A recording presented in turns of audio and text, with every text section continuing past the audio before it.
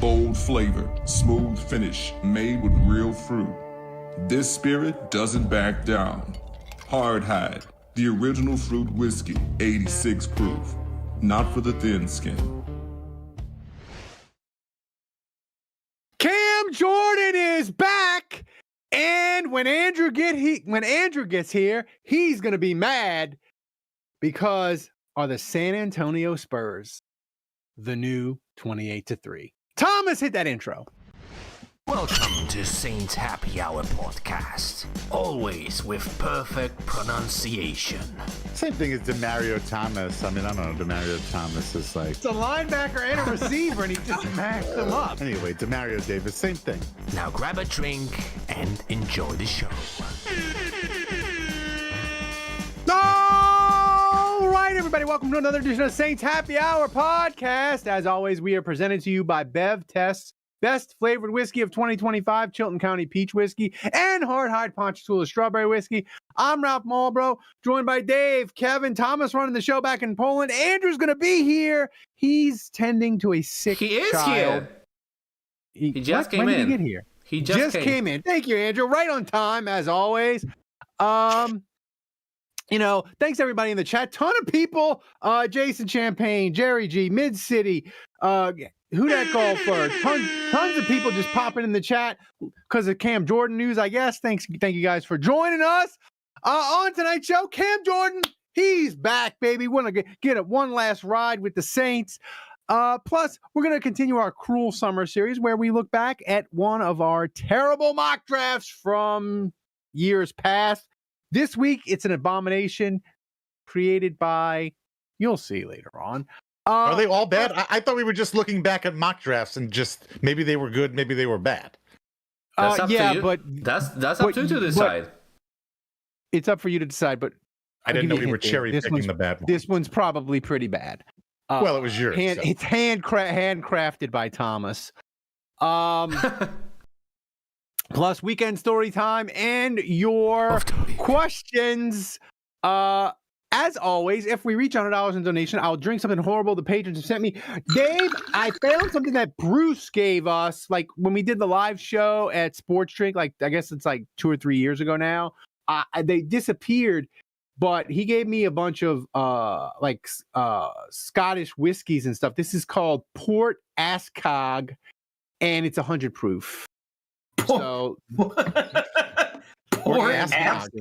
Ascog? A-S-K-A-I-G. Ascog. Ascag. Ascog. Ascog. Thomas, how far are we away from Sounds Scandinavian. All right, so as you can see, we are leaning closer and closer to Ralph's crippled run. We are on a 148-week donation streak. 8 weeks to go. You can make it 7 tonight. All you have to do is donate like Schmengi did last 2 weeks. He won with 100 buckaroos. Can he make it 3 in a row? I saw him earlier in the chat.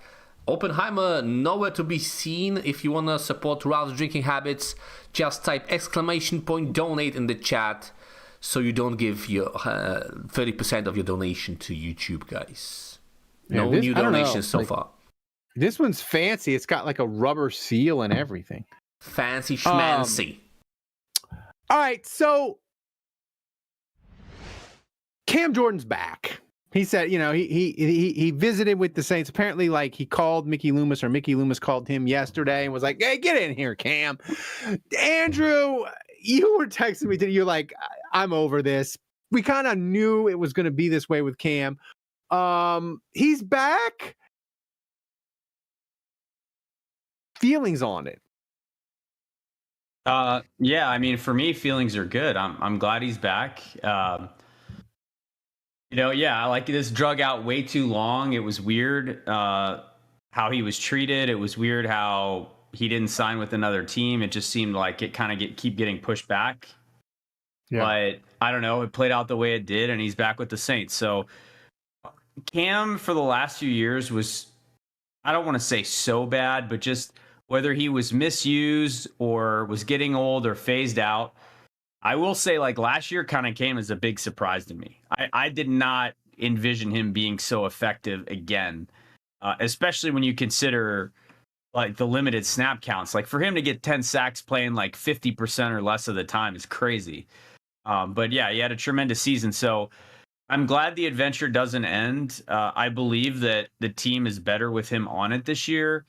But I mean, realistically, is he going to be able to do that again? I don't know. Like, they have some other guys now that can compete with him for playing time. I don't think they had that a year ago. So he's going to have to prove that he's still at that level to keep playing, right? Because there's other guys now that are kind of threatening for some snaps from him. But yeah, again, like, it's Cam. Yeah, how can I not be happy Cam's coming back? That would have been so weird to see him in another. Well, it would have been really sad. Like, no matter how it goes, Kevin, it would have been really sad to see him like with the Chiefs. Like, it just would have been gross.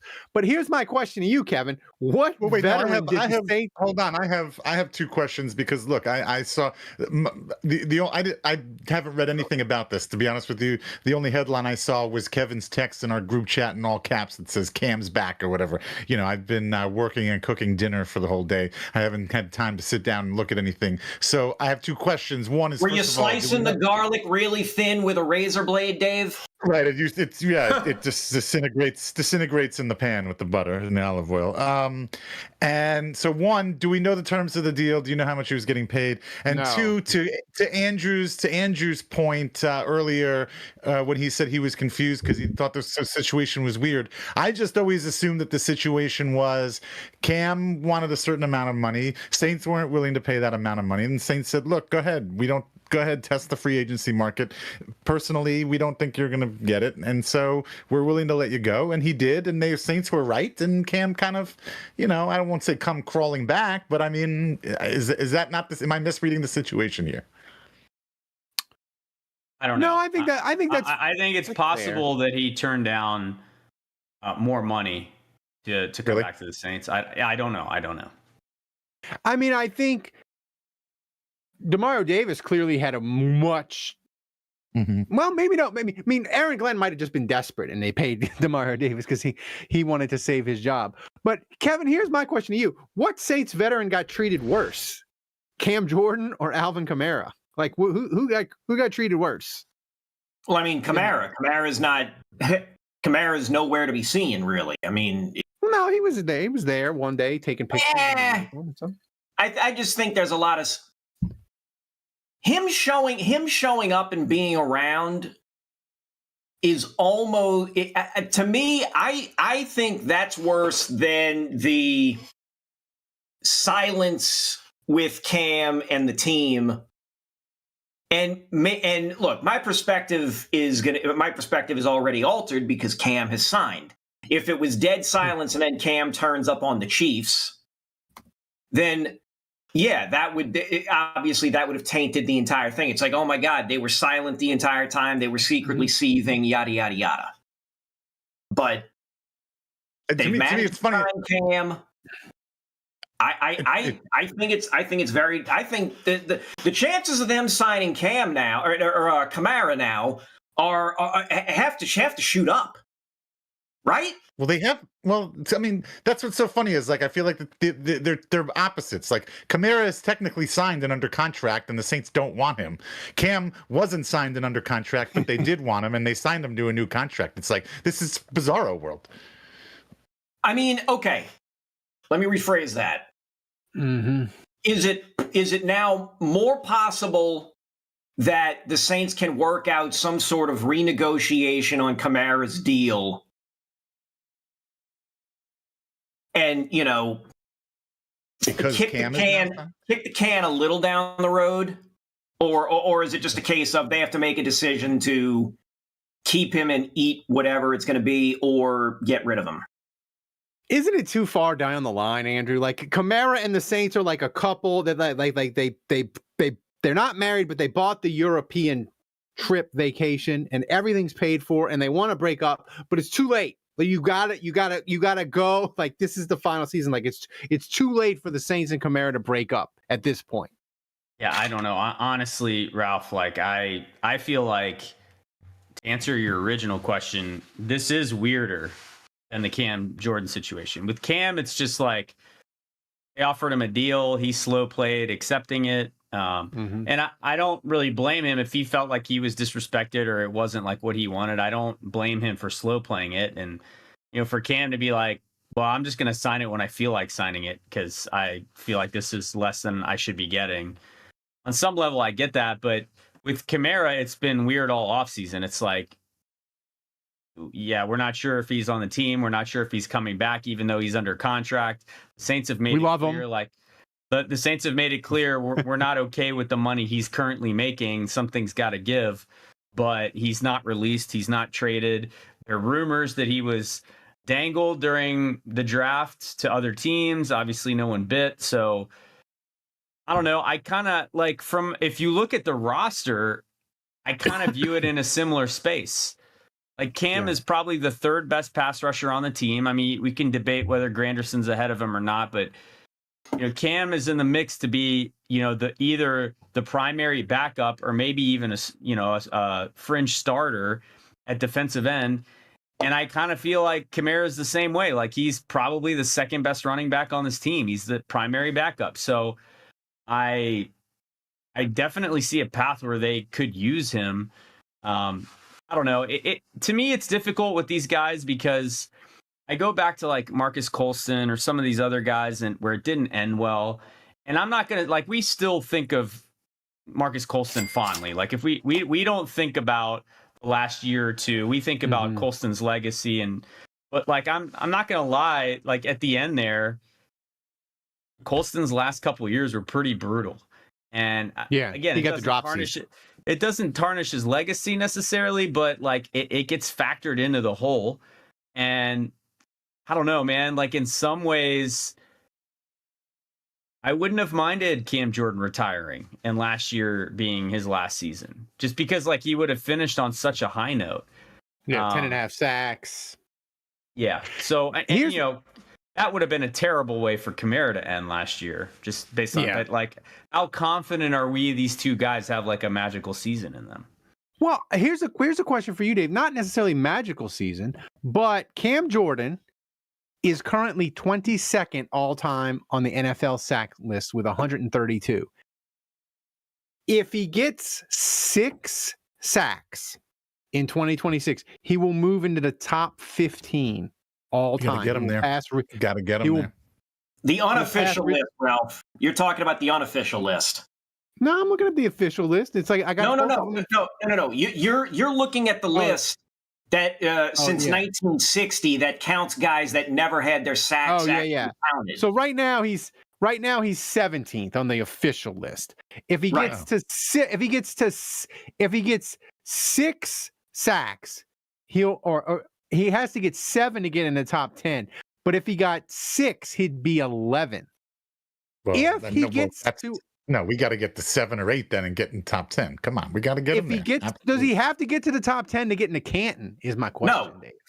No, probably not. Go ahead, Dave. No. Dave, you go on ahead. Because at that point, I've got numbers here.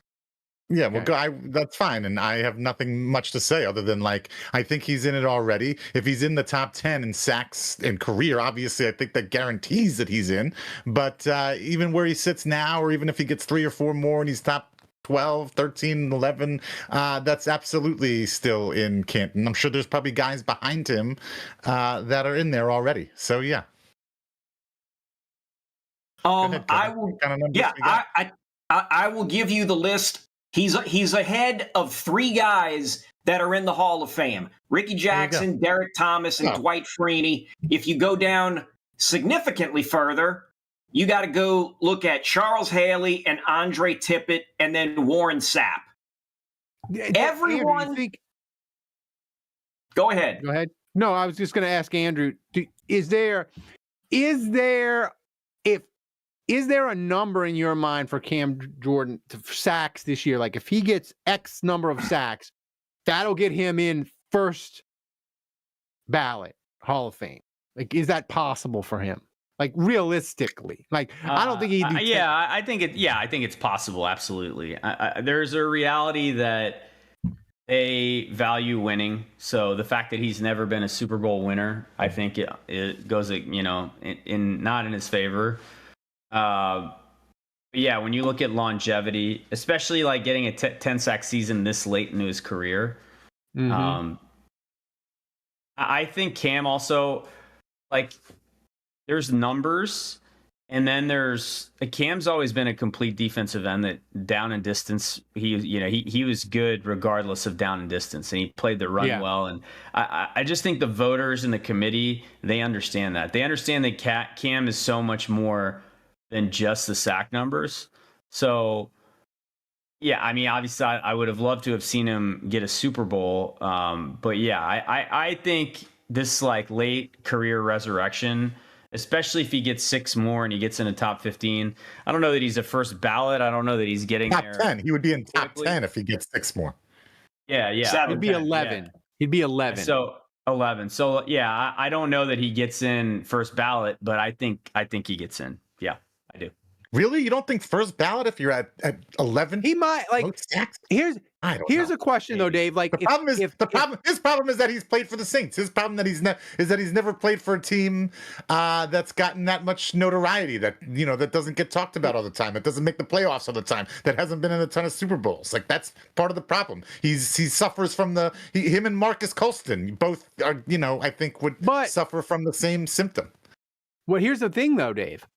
One huge difference between Colston and Cam Jordan. Cam Jordan has the Pro Bowls and the All Pros. But here's the thing: if Cam Colston's worse, it's ridiculous. If Cam Jordan is as incredible on television in his post-playing career as it looks like he probably will be, like if he's super popular on ESPN or whatever studio show, could that get him to first ballot Hall of Fame status? Like all the things Andrew said, look, he doesn't have a Super Bowl, it's the Saints and blah, blah, blah. But like, because everybody sees him on Sunday, the pregame show, and loves him, could that ease him to Canton quicker?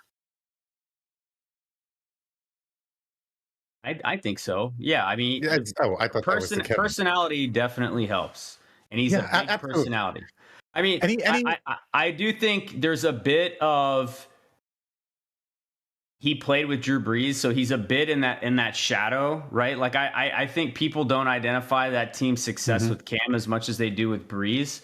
Whereas like, I mean, I'm thinking of like Ed Reed, Terrell Suggs, Ray Lewis, like those defenders, right? Like no one associates the success that they had with Trent Dilfer. No one thinks of, even Jamal Lewis or like some of the good players on that offense. Like they think of those guys being the drivers, right? So I do think he gets hurt a little bit being from New Orleans, being a Saint, and I think he gets hurt a little bit being in a era where the Saints were primarily their success was driven by Drew Brees, who was a first ballot Hall of Famer. But I think his resume is enough to get in eventually now. Like if he were to retire today and never play another down, my gut is he gets, it might take a while, but my gut is he gets in. On the, Kevin, we may have to do. Don't raise your hand. Just freaking start talking. I mean, come on. It was dead silent. Go ahead, Kevin. I'm trying to be polite. We have the polite. Yeah, and also at what point has anyone on this show ever been polite? What the fuck is wrong with you, idiot? I don't know. Even I am not polite. Yeah. Well, we know. Absolutely, you're the worst. You might be the worst offender, you Polish asshole. Whoa. Go ahead, Kevin. All right. Anywho, I don't think anything I was saying was that intelligent. You can't mess with Tomas, man. He's quick. He's got that soundboard of sound clips. Okay. It became personal with me. There you go. So Cam Jordan is sitting at 132. There are 4 people ahead of him that are not in the Hall of Fame. Only one of them is active still, and that's Von Miller. Von Miller is a shoe-in to get in the Hall of Fame. The other 3 are Terrell Suggs, who also gonna get in. He feels like he's going to go in at some point. John Abraham, shoe-in, who feels like he should be going in, and Leslie O'Neal, who retired in 1999, who feels maybe like a fringe guy, but could still go in. I don't think Leslie O'Neal. That to me, that's the cutoff. Okay, so but Leslie O'Neal is now is tied at 15th all time with Lawrence Taylor.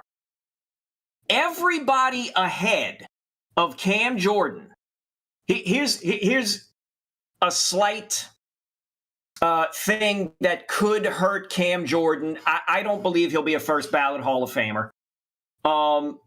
He only has one first team All-Pro selection in his career. There are only two guys ahead of him that I saw that also only have one. That would be Terrell Suggs and Richard Dent. Richard Dent, a Hall of Famer. Terrell Suggs, soon to be a Hall of Famer. Everybody else and Richard Dent was Super Bowl MVP.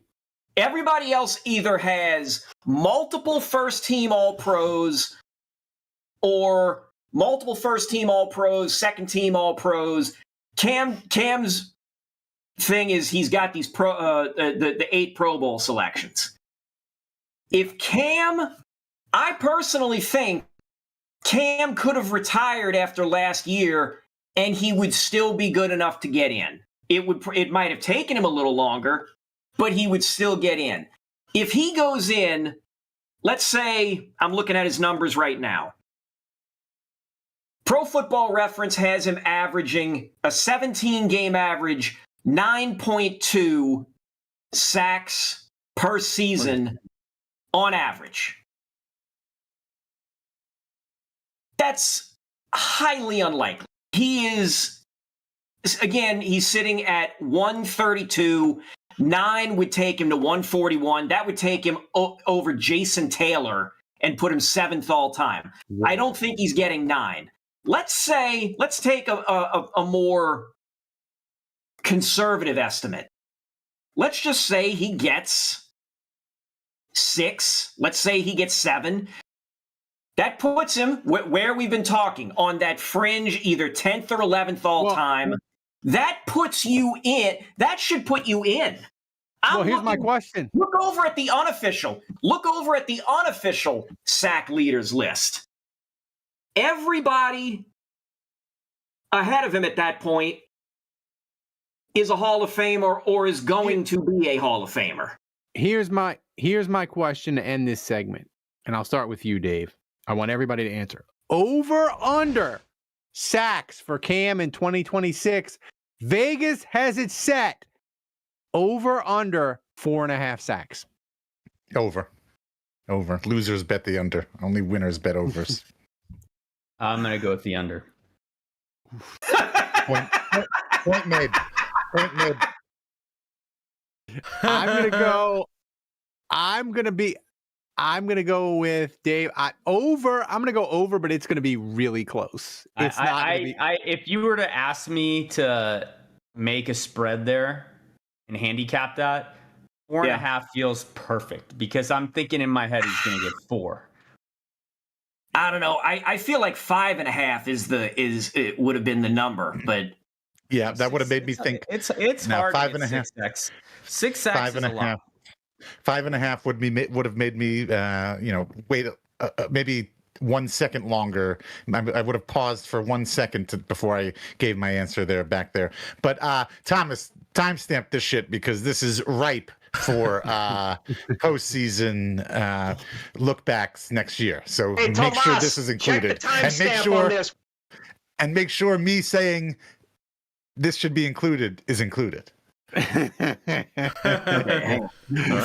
So I'll tell you what I always include on my menu. That's Hard Hide Ponchatoula Strawberry Whiskey, and Hard Hide Ponchatoula Strawberry Whiskey is a flavored whiskey blended with aged wheat whiskey, American light whiskey, Cocktail and Sons, strawberry and lemon syrup, fresh strawberries from Jonesdale Farm in Ponchatoula, Louisiana. It's 86 proof. The whiskey is blended and bottled at the Sugarfield Distillery in Gonzales, Louisiana.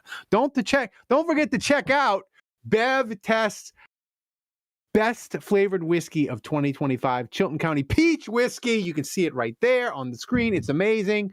You can pick up a bottle wherever fine spirits are sold in Louisiana, Mississippi, Texas, and Tennessee. To learn more and to find a location to get a bottle near you, go to www.hardhidewhiskies.com. Hardhide Ponchatoula Strawberry Whiskey has supported Saints Happy Hour all football season long, so support the people who support the show. Grab a bottle of Hardhide Ponchatoula Strawberry Whiskey today.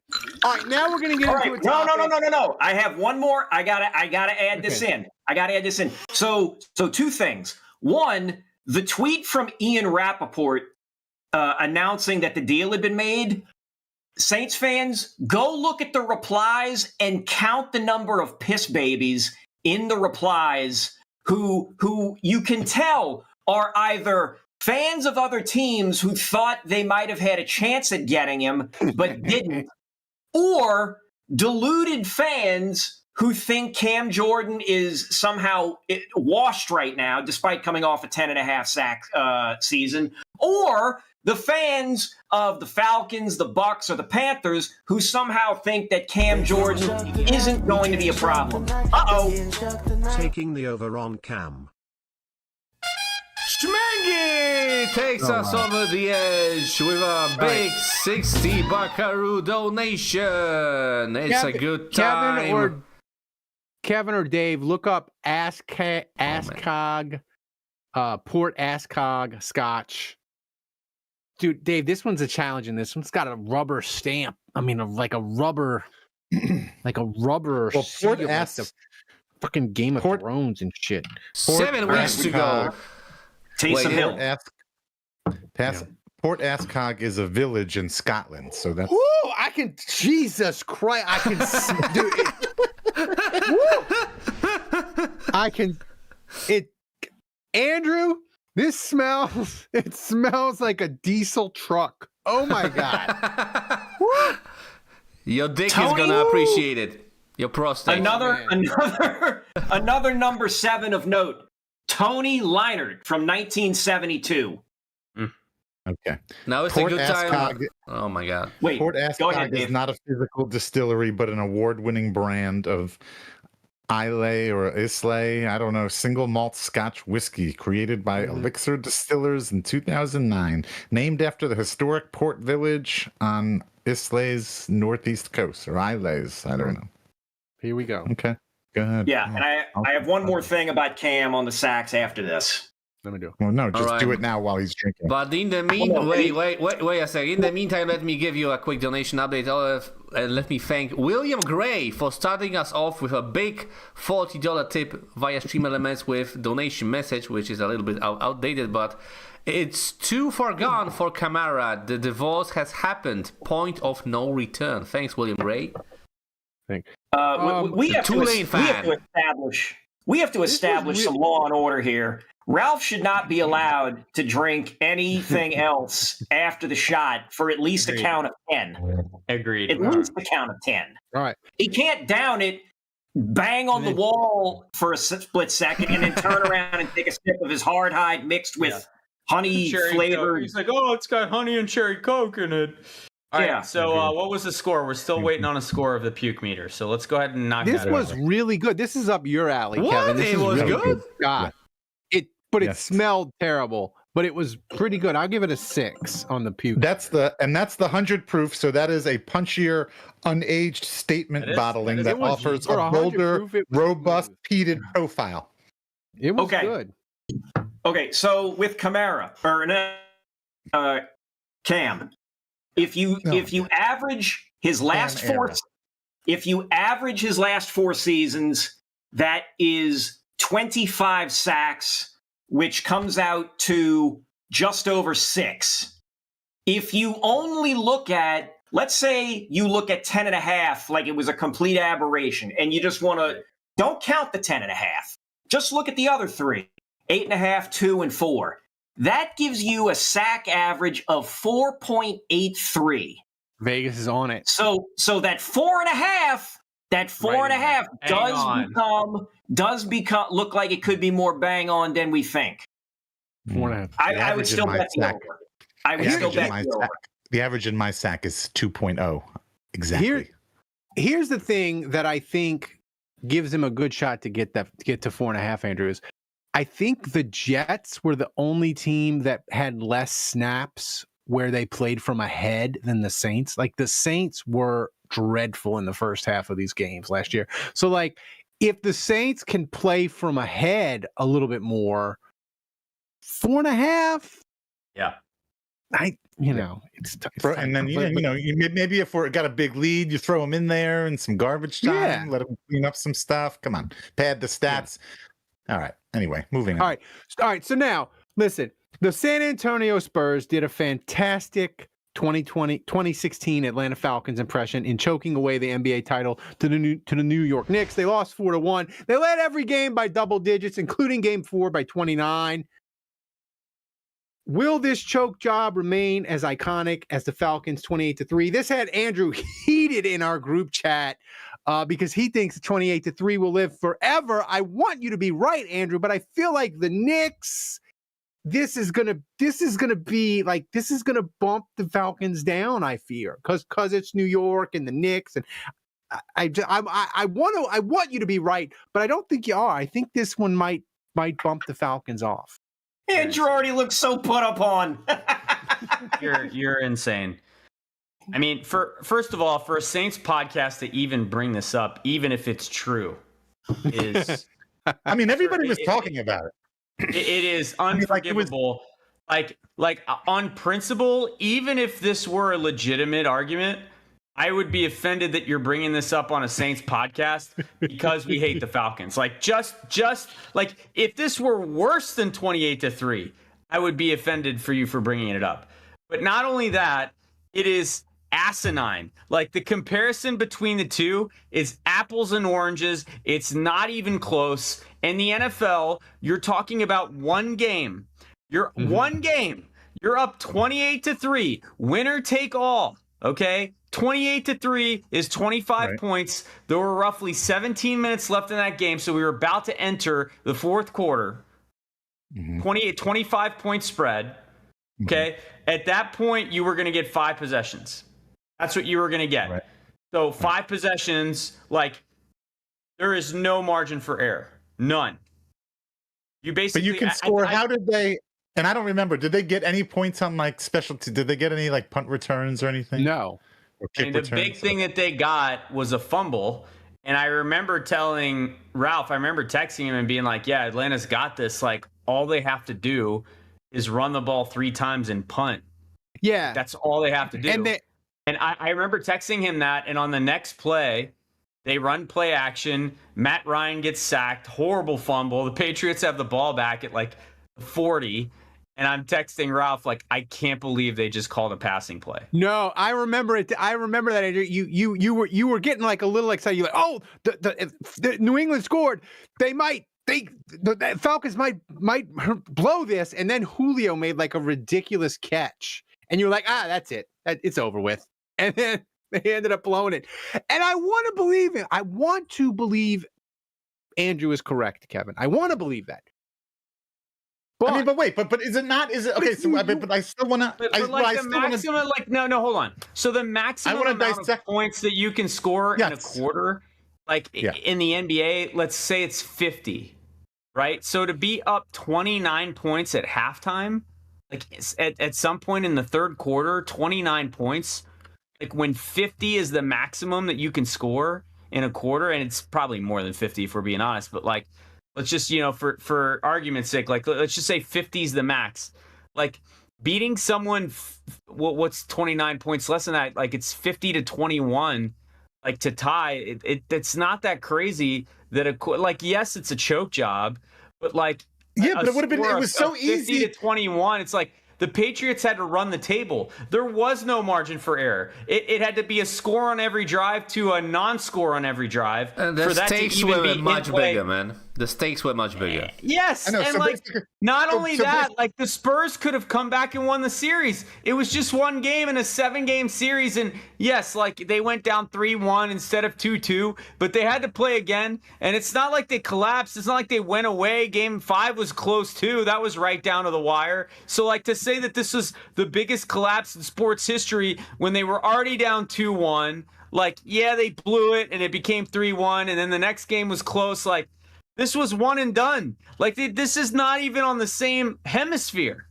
It's not But that even the would've worst gotten them- collapse in I got it. NBA history, man. That would have gotten them to even. That would have gotten them to 2-2. That would have brought the series back to They San might have Antonio. won, they might have lost. Like they might have lost anyway. I mean, the Spurs. Here's Every game in that series, the Spurs. The Warriors collapse would go- was bigger, man. would go than this, I up think. big in the first quarter, and it would all be downhill from there. I mean, it wasn't just that one game was an epic collapse, but I mean the Spurs collapsed in every single game in that series. The Spurs led literally. I think I saw the stat. Every the Spurs game by led 12. for 72% of the entire series. They led for 72% of the entire 5-game series, but they lost the series 4-1. We cannot read that. Kevin, But we cannot. yeah, shit. Yeah, Can't you you just can't read fucking it. I'm trying send show it to my me? camera. There's a graphic I get- there's. go ahead. Just Kevin. send it to me, man. I mean, okay, I'll be doing that. There's a graphic that says exactly what Dave said, that the Here, Spurs led the series 72% of the time. The Knicks led the series only 24% of the time, and the series was tied the remaining 4%. I wish I could still find the tweet. There was somebody who looked at the win probabilities that the Spurs had in each of the 4 games that they lost, and charted it from the height, from their highest win probability in each of the 4 games that they lost. I have that. As on the aggregate, the Spurs basically collapsed this entire series somehow. Obviously, now listen. Obviously, I am ultimately siding with Andrew. 28-3 is a singular. It's a singular thing. When we were talking about this in the group chat initially, it was after the OG Anunoby tip-in, and I said the only way that this could even be in the conversation is if the Knicks came out in Game 5 and then just dominated their way to a win and just like stamped it, like the Spurs had all their energy sapped. This is like, and instead the opposite happened. This is like you guys watching the movie Airplane from start to finish and being like, yep, that's the funniest movie I've ever seen in my life. Best comedy in my life. And then you watch 10 minutes of Happy Gilmore 2 and you're like, never mind, Happy Gilmore 2 is a funnier movie. That's what this feels like, honestly. well, here's my here's my thing that I worry about, Andrew, is Ben Stiller already doing a documentary with video he shot on his phone from the series. You're going to have 30 for 30s.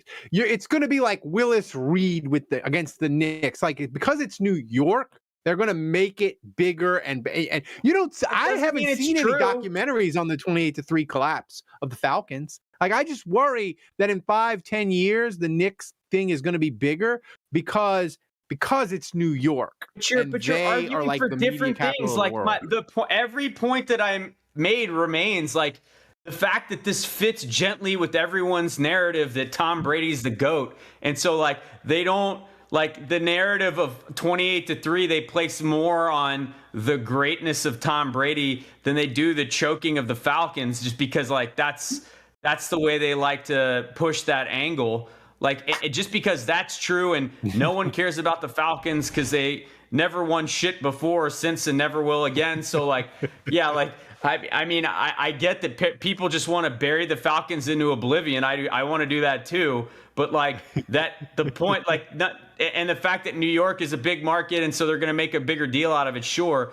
But the point remains, like, 29 points at halftime in basketball is not the same as 25 points almost into the fourth quarter of an NFL game. Like, there's also math behind this. Like, you could look at percentage chance of win. Yeah. And the Falcons were like at 99.8. And, I mean, the Spurs were probably at like 94. I mean, I don't know. Like, look up the math. They were at 99 in that one game, in game 4 or whatever. Or what was that game? Yeah. It was game 4. They were at 99.6. Okay, well, I would guess that the Falcons were at 99.9 then. Yeah.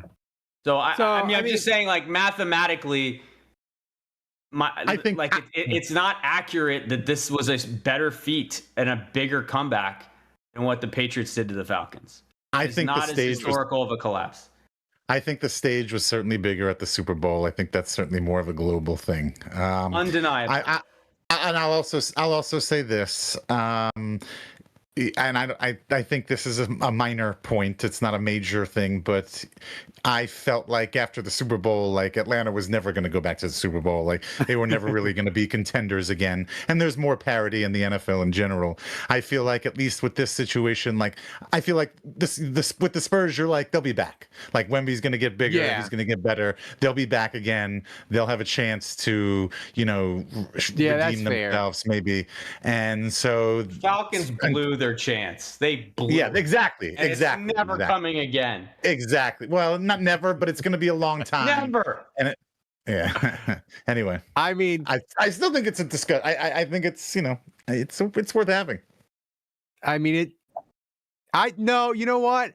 The fact that Dave, you swung me because nobody feels like this has destroyed the Spurs next 10 years with Wemby, and they're still going to be a great team and they'll probably win.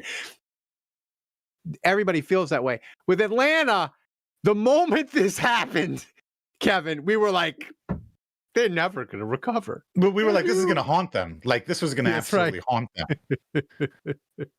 Like they were going to carry the scars from this game on them for generations. Andrew, do you think Falcons fans, the Knicks collapsing made them happy or angry because it made everybody remember? I mean, the Falcons fans are so desperate to try to pin this on someone else that of course they're excited about it. Like you guys are falling into this hook, line, and sinker. It's like every time someone blows a lead, Falcons fans are like, "Hey, look, this was bad too." I mean, Ralph, again, like it's big Atlanta propaganda. It's the Falcons, all right? This topic would piss me off if it were true. If it were accurate that this was a bigger blow than the Falcons, that would annoy me that this Saints podcast is bringing it up. I am even more pissed off that it's false. So, like, the fact that you're even willing to entertain this discussion is insulting. It's insulting. We are a Saints podcast, Ralph. We're the keepers of the sacred flame. We're the custodians of the greatest moments in Saints football history, and this is one of them. We're like, what are we? The old guy. We're not. Kevin, we're like the old guy in the Last Crusade. You're coming on the show and you're basically saying I don't care. You're basically saying I don't care about the Saints. The Falcons blew a 25-point lead on the biggest stage in sports, and we were celebrating it like we had just won a Lombardi trophy. That collapse, it wasn't just a game, Ralph. It altered the identity of their entire franchise, and it became a permanent cultural reference point for us. And you're talking about some NBA game 4 when it doesn't even in the series. What are you talking about? Why are we doing this? I feel like I've been defeated, Kevin. I just wanted to bring up the game and talk about the 28-3 I mean, you again. guys, like this topic, you betrayed the cause. Well, I did betray the cause, but it made for good podcasting because we knew it would wind you up. Speaking of betraying the cause, and we got to get hard whiskey. We got second drink Hennessy if y'all want to do it. All right.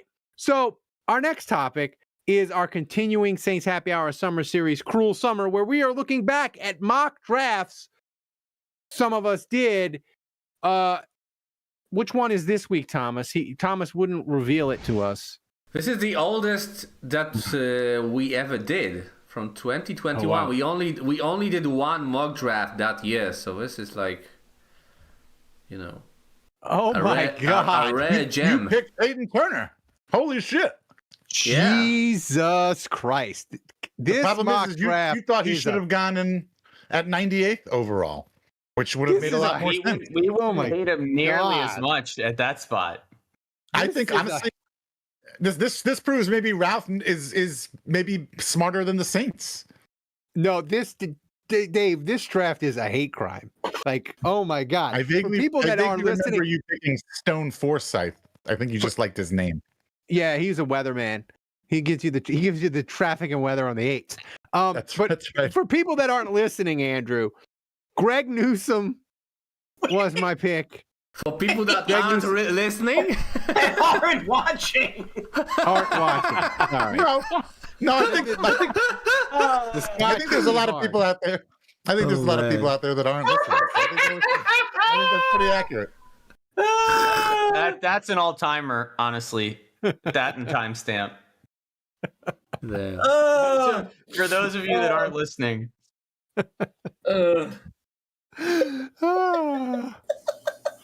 Hang that one in the Louvre. So for the people that aren't watching, Andrew, Greg Newsome, the second cornerback, mocked he went to Cleveland 26. I picked him 18. He's traded. He's been not a bust, but he's like nothing at all special. I think Jamin Davis. I think Jammin'? That's his name, Jammin'?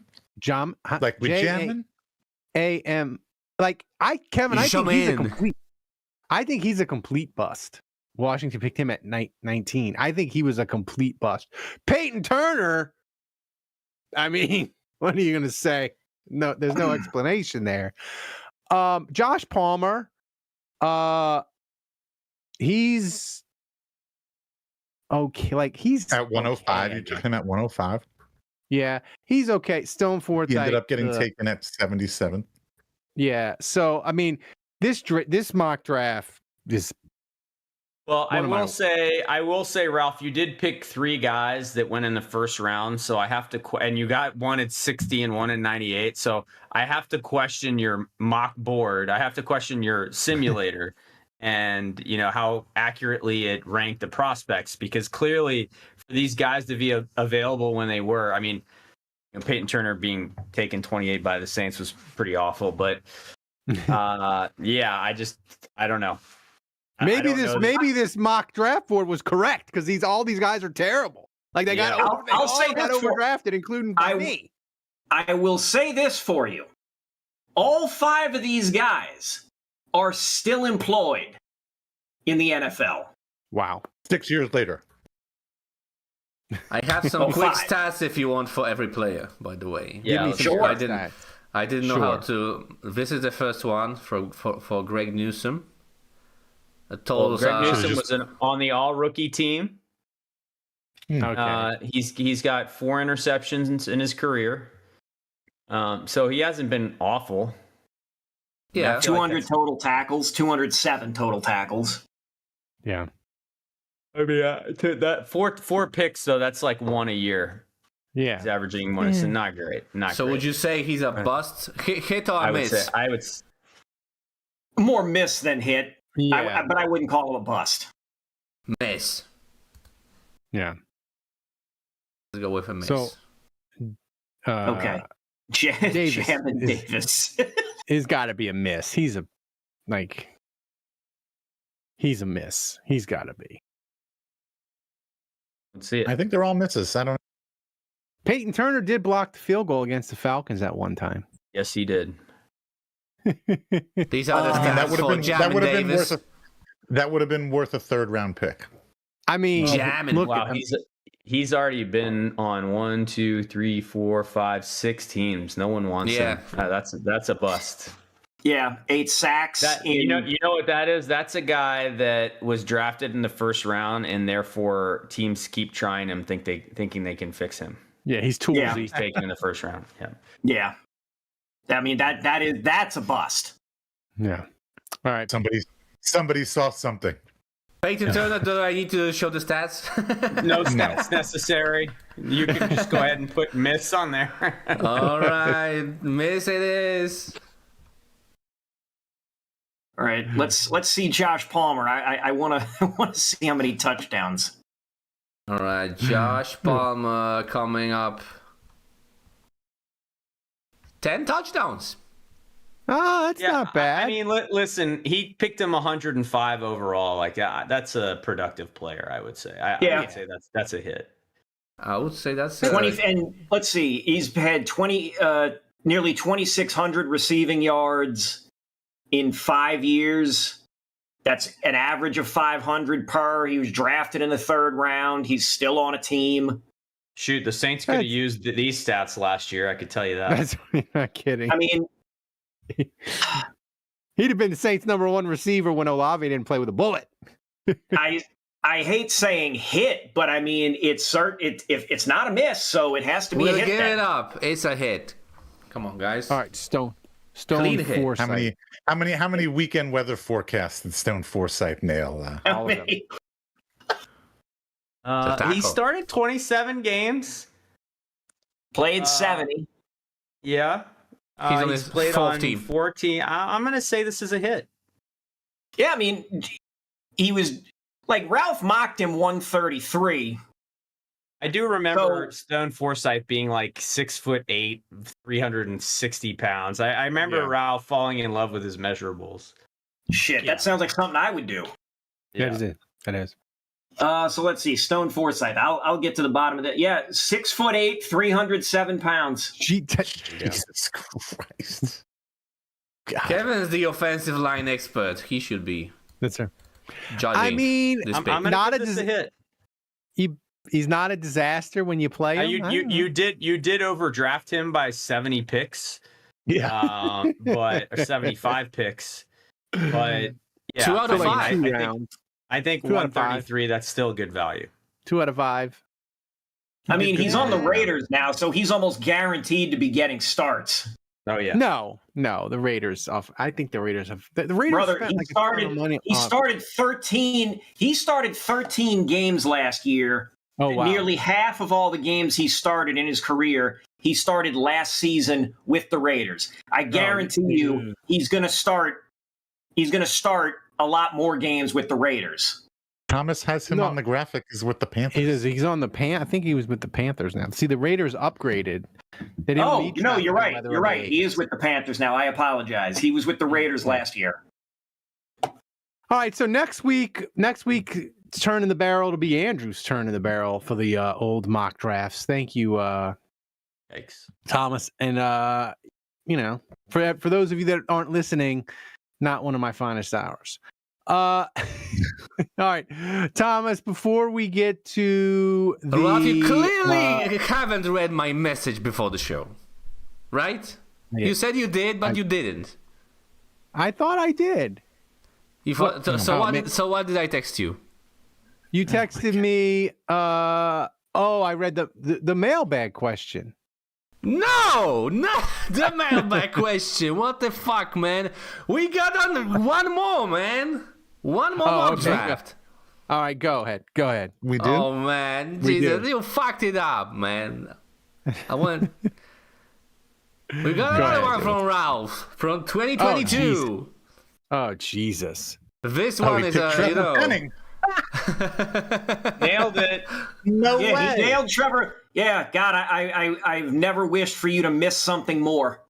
Ralph loved Trevor Penning so much he took him 3 picks earlier. He took him with the Olave pick. He loved him more than the Saints loved him. Right. Yeah, so for those that aren't listening at home, he picked Trevor Penning first round at 16, ended up going at 19th. He picked Jamison Williams at 19. I guess did we have 2 picks or did you trade up? He traded up. Oh, okay. He He took Penning with the Olave pick, and he took Jamison Williams with the Penning. Well, the Saints traded up from 16 to 11 to get Olave, but That's right. All right. Yeah. Well, anyway, so Jamison Williams at 19, and then you ended up picking Zion Johnson at 49th, who ended up getting picked by the Chargers at 17th. If I remember correctly, I think you picked Zion Johnson because it was like Zion Williamson. Yeah. that's right. Exactly right.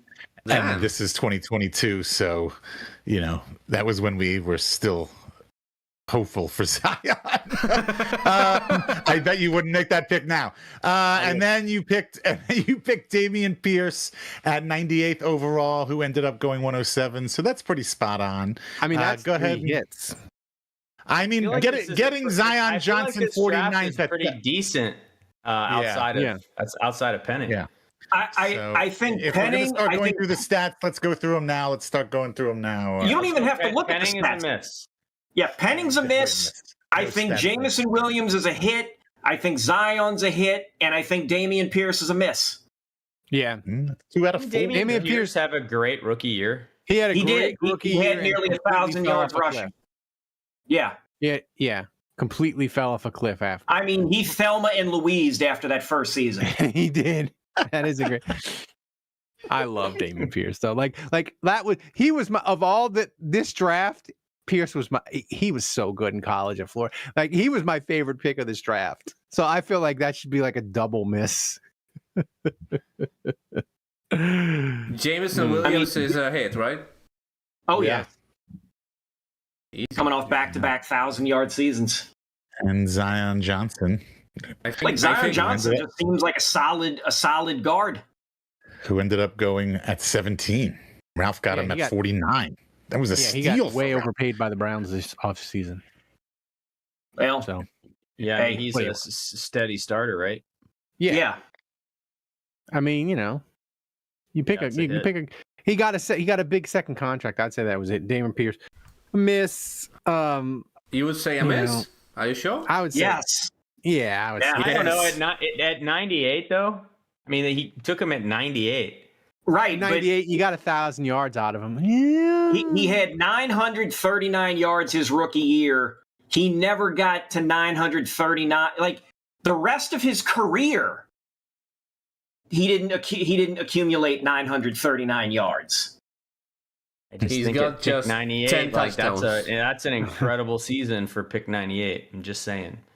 Yeah. Like I feel like maybe He's like a decent returner, right? Yeah, like one. If you pick a guy in the 3rd or 4th round and you get one good year out of him, I think. Yeah. Yeah. I don't know that I would call this a hit, but maybe do we have anything in between, Thomas? No. No, Just- it has to be pass or fail. I mean, that's the. Okay, well, since it's Ralph, I'm going to say fail then. There we go. And Andrew, we need the shrug. If we don't know, we just need like the shoulder shrug emoji.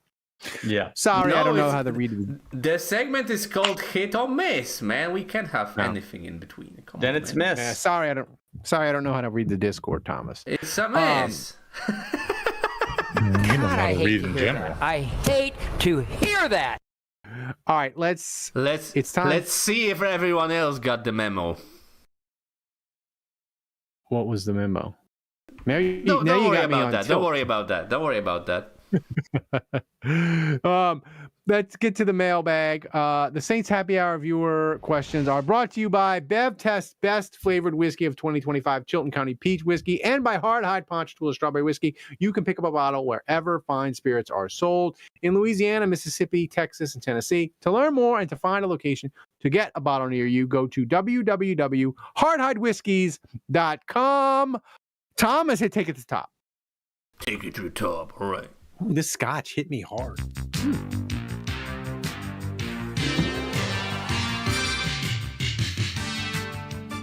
The All right, well Thomas, is what's dry first up? for donations. No new donations since the last one, by the way. What's first up, Thomas? So we are $80 away from Ralph's second drink, and Schmengi is still in the lead, primed for third MVP in a row. Yeah. It would tie Oppenheimer, by the way. There you go. All right, I need to shut down the music, unfortunately. so we can play the audio question. If I can find it. All right, there it is from from Pancho. Hey guys, this is Poncho. Long time no hear. I've been busy. I just had a son that was born to me, and it got me thinking. When HN had his son, he named him Saint, right? And so I was wondering, if each of you guys had to name my child, what is the best Saints-related name that you could come up with? Or alternatively, what would be the worst name you could come up with that would be Saints-related? Love to hear your thoughts. Hope you have a great day. Over and out. I think the worst would be Stanley Jean-Baptiste Poncho would be the worst. Stanley Jean Pancho. I don't know. Yeah. I'm starting to wonder if Ralph would say maybe Matt Ryan's not the worst name. Based on how much he defended the Falcons earlier. It would be the worst. Yeah. I mean, Saint's pretty good, I got to say. Breezes. For a child? This is for a child? Yeah. Rowdy would be pretty bad, if you will. Roddy White Poncho would be pretty bad. Galette. If you named your kid Galette, that would be bad. Trevor Penning Poncho, also terrible. Galette Poncho. Like Roger. If he named him Marcus, Kevin, would his child get injured / ill very quickly? Like would it be like a curse on him, not just having a bad name? Marcus and second name Peyton. I mean, you could name him Colston. Oh, that's yeah. good. I was gonna That's a good say. name. I was gonna say who stands out to me as like first names with the Saints that have been notable, like Leroy Glover, like Leroy Poncho would be a good one. Oh, Archie Poncho. Ooh, not bad. We just talked about him off the top. Cameron. Oh yeah. Yeah. Colston is a. How about combining them? Cameron. Oh, I got it for the worst one. I got it. The worst one would be Billy Joe Poncho. There we go. That's the winner. That's it. the winner. That's the winner. What's next, Thomas? All right, so next one. It's been a while. Dave's not gonna like it, but we are going back to regular questions. No more audio questions. We only had one. Yeah, make it happen. Get back on the ball, people. And it was from the hotline, by the way. That was surprising. All right, so next question from Leroy Jenkins. And for some reason, Ralph, he wants you to read this question. Hope you can see it. Oh, my God. Last year, Tyler Shuck proved that his inability to miss open passes to Chris Olave and Kellen Moore's offense wasn't exactly not a non-negotiable asset. How do you think that will not fail to translate poorly over to Jordan Tyson this year? Did I read that right? I feel like I'm No, you did not. All right. You want to take another stab at that? Yeah, Take a stab at that second sentence. No, just read the whole thing again. How do you think? No, from the top. Last year, Tyler Shuck proved that his inability to miss open passes to Chris Olave in Kellen Moore's offense wasn't exactly not a non-negotiable asset. How do you think that will fail to translate poorly over to Jordan Tyson this year?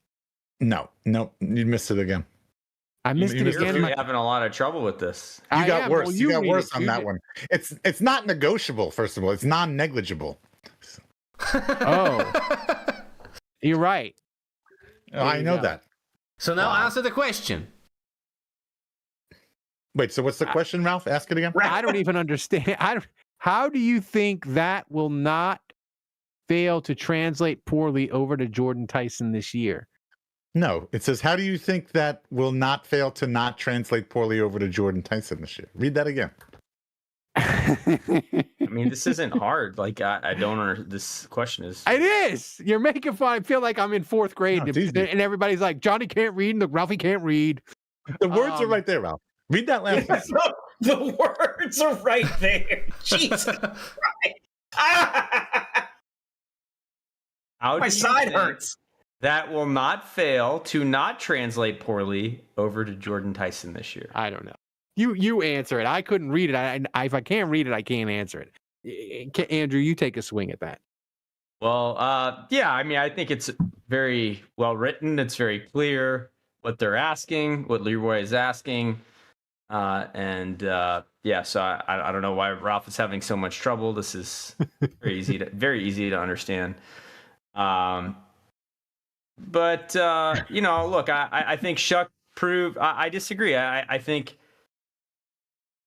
Shuck did a good job last year with Olave, and I think it will translate to Jordan Tyson having a good year. I think anytime your offensive line is better and you have more weapons at your disposal, and maybe a better running game to boot that sets up play action, it stands to reason that Shuck won't not have a bad season. And so I think Tyson's gonna not underperform.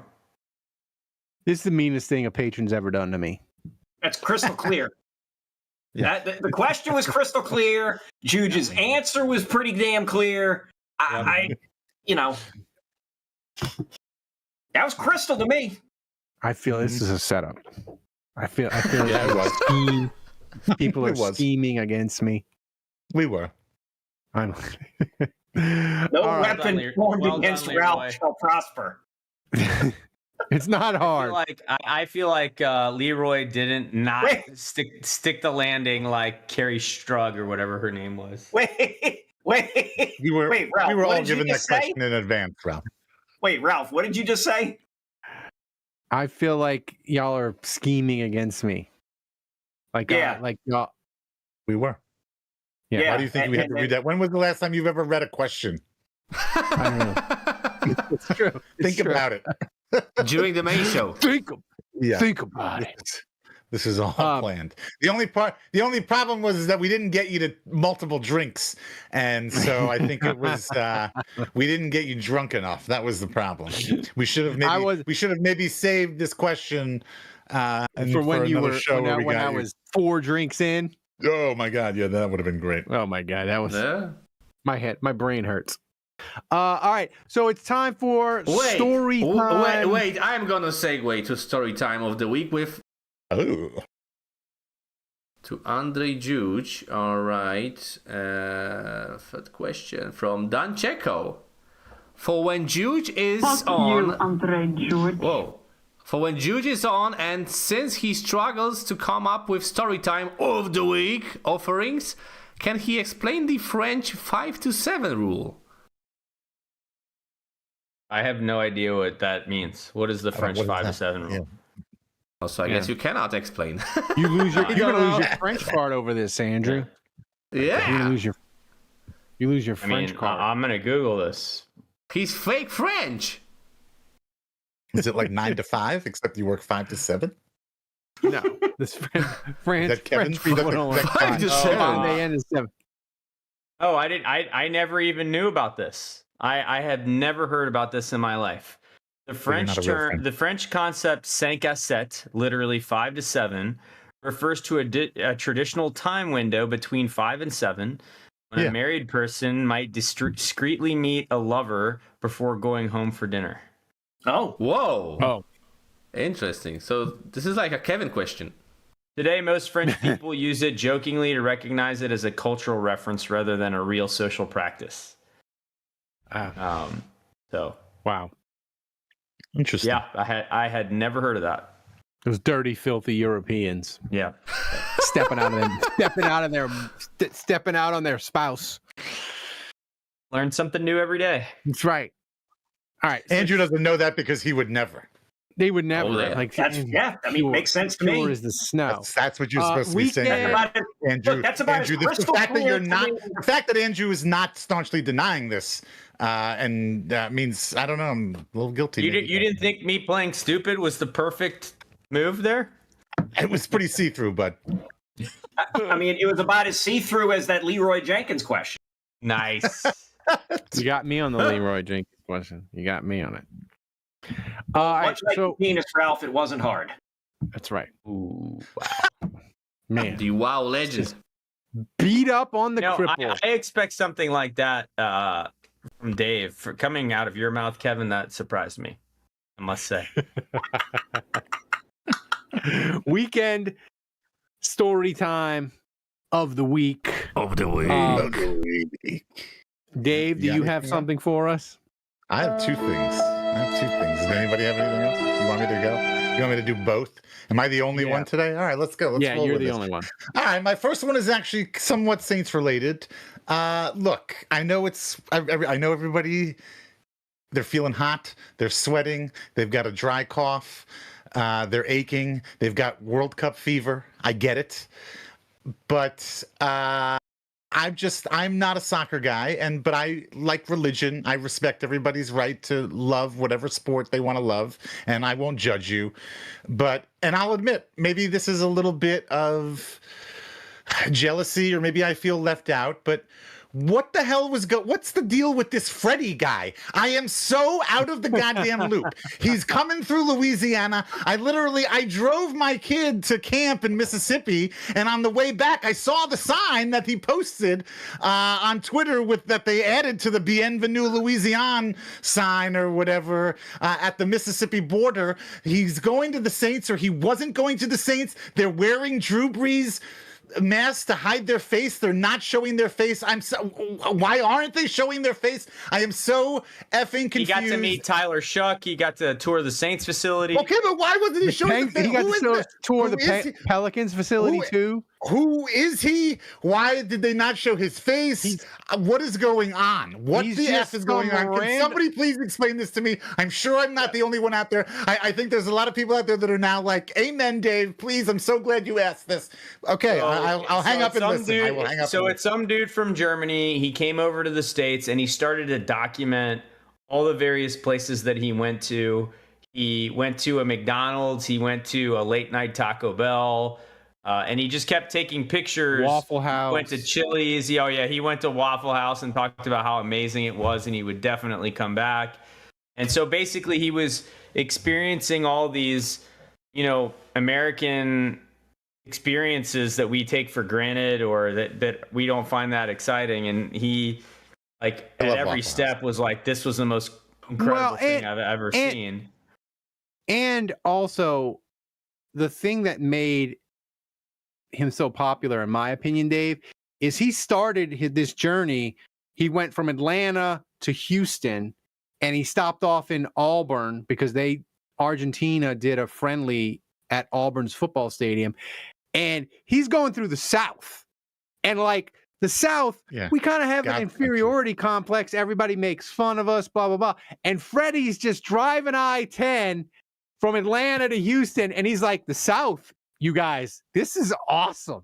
So oh yeah, I'm getting tagged. I'm getting tagged in things. We love them. People are like, oh, he should go to Campus Connection. I'm like, I wouldn't recognize this guy. Wait, did he have a lot of followers before he made the trip? No, he had 15,000, 17,000 followers before. And then now he's got a million. Yeah. Well, why doesn't he show his face? I don't know. Or does he show his face? He does not. Why were they doing the Drew Brees things? Why were they holding up the Drew Brees faces in front of? He doesn't want people to see his face, I guess. And he's gotten so much free. He got swag from the Astros, the Texans. People are like, oh my God, he's staying at the hotel. Dude, they sent him 24 Crave cupcakes from Houston. He's he's a rock star, dude. Oh yeah, Dave. They actually gave him the certificate from when Drew Brees set the passing touchdown record. Here we go again. They're Dave, just we're giving them out about that with those schmucks. I almost mentioned it. Some dude from Germany. He shows up in the U.S. He goes to a World Cup game. He goes to a Waffle House, and now he gets to meet Tyler Shuck. Yeah, I'm does a that little make you annoyed. feel? Again, yeah, these random guys. We've been doing this podcast 15 years. No acknowledgement. Almost 20 years. No acknowledgement. years. This guy comes in from Germany and is driving down I-10, and hey, come on in. Well, our doors are open. Yeah, I love it. It's great. It's wonderful. So what's your all next right, one, Dave? I got a second one too. This will be fairly quick, unless you guys have seen this. My wife and I last night we watched Netflix. There's a new documentary called Maternal Instinct. I don't know if you guys have seen this yet. It is. No. It is. I think my mouth was agape about half of the time. It's like an hour and a half. It's a fairly quick watch. It's a movie documentary, not a series documentary. And I don't even want to go into the details because I don't want to ruin it. But I really think if you're into true crime or any of that kind of stuff, just go and watch it and report back to me and tell me what you thought. I couldn't even believe it. You said none of you guys have seen it yet. What's it called again? It's called Maternal Instinct. Maternal Instinct. It takes place in Texas from 2020, and it involves I don't even know what it involves murder, a fake pregnancy, buckets of Have you blood, seen this? Like, have you seen? I have not, but I saw the trailer, and my wife, Dave, she loves. You got to watch the first 48 and murder docs. So we're gonna watch. Has she watched it? Oh, you're gonna watch it together. She is not. We're gonna watch it this weekend. Oh, you are gonna lose your shit. You are going to lose your shit. I cannot believe that this fucking happened. I cannot believe that there is even one person out there. Watch it. Just go watch it. It's crazy. Totally crazy. So it's based on a true story. Yes. It is a true story. Yes. It seemed, Andrew, the trailer to me seemed not real, but apparently it is. And it's not even. It's not like once the story reveals itself, like there's not really any like big like you can kind of piece together what's going to happen, but you still like even. It's like the Titanic. It's like how is this going to end? Like you know it's going to end in spectacular fashion, but you don't necessarily know how. And I don't know. It was it was crazy. I can't believe I didn't hear about this story back when it happened, like in 2020. Yeah. Like it's crazy. Like they have to make these Netflix documentaries for these stories. Well, COVID blacked out everything in 2020, Dave.